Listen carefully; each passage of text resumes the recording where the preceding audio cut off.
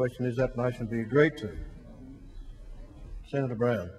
The motion seeks leave to rearrange the business, but the important preceding factor is the recall of the Senate to deal with that business, which I sought to talk about a moment ago.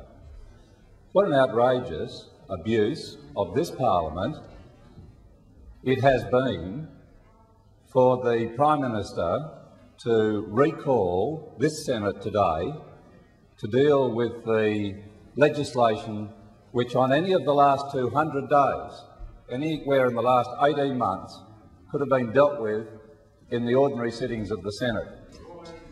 The problem is that the Prime Minister needed to concoct a situation to divert attention from the industrial relations legislation, these draconian legislative measures entering the House of Representatives yesterday when the Senate was not sitting, in order to be able to divert attention from the terror in the workplace that will come out of that legislation.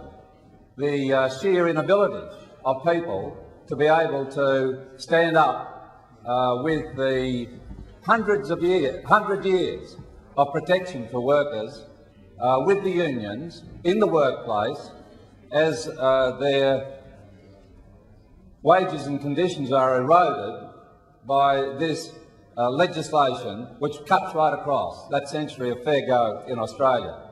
And the Prime Minister knows that that is hugely unpopular. The Prime Minister knows that Australians hate this robbery of the rights of workers to be adequately defended in the workplace. But the Prime Minister is determined to put it through. He also knows that people are concerned about terrorism, President. So what does he do?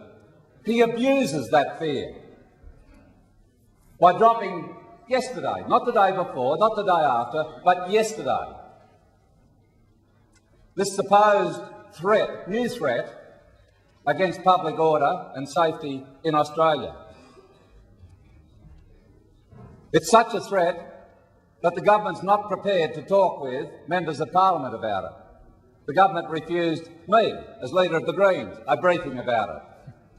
The government has not told other government members about it. But it wants to, nevertheless, have us all believe that something different has occurred, even though the ASIO report says Australia has been of interest to terrorists every year for the last 6 years. Every day of every year for the last 6 years. What is new here? Well, it's not sufficient to have the Attorney-General too worried.